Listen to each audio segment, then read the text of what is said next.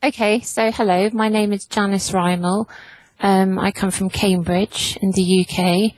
I'm a TEFL teacher and have about 10 years experience teaching in Cambridge and also overseas. Previously to becoming a teacher, I was an au pair in Germany for 8 months for a bilingual family. I looked after 3 children who were the ages of 3, 9 and 11. And the main care was of the 3-year-old to help him speak in English because he was used to speaking in German. I also, before I started to teach, used to do babysitting and childcare. And I did a childcare qualification, sort of a first aid course for infants at that time before I did my teaching certificate. That's probably everything, I think, maybe. Yes, because the last 2 years in Japan where I worked, I taught mainly infants. I had 70% children's classes, and the youngest students were 2 with their parents. And so I taught predominantly children, but also up to adults. Okay, shall I talk a little bit about that then? Okay, so my TEFL certificate, as I said, I did about 10 years ago.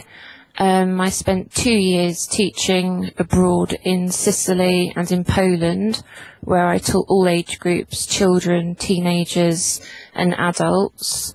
I then spent 6 years in Cambridge, where I just taught adults, so business English, one-to-one English, basic conversational English, grammar, etc., and examination techniques.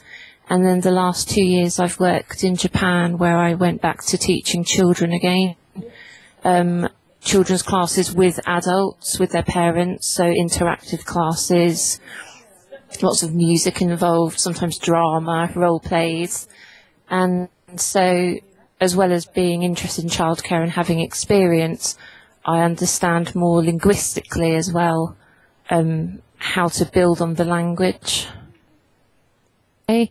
Well, with older students, obviously they're able to read and to follow courses to an extent, but obviously with children, the way of teaching is much more through games, songs, and sort of repetition of basic things.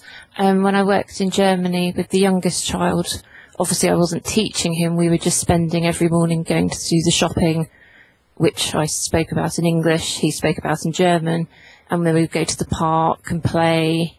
And we just did the usual sort of things that children do, but we did them in English, and gradually he enjoyed them in English and had the confidence to use English instead of his native tongue.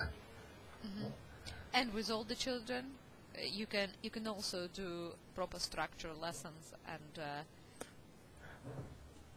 Oh yes. I mean, if it's required, then yes. I mean, I can teach properly, but also I can sort of au pair in English.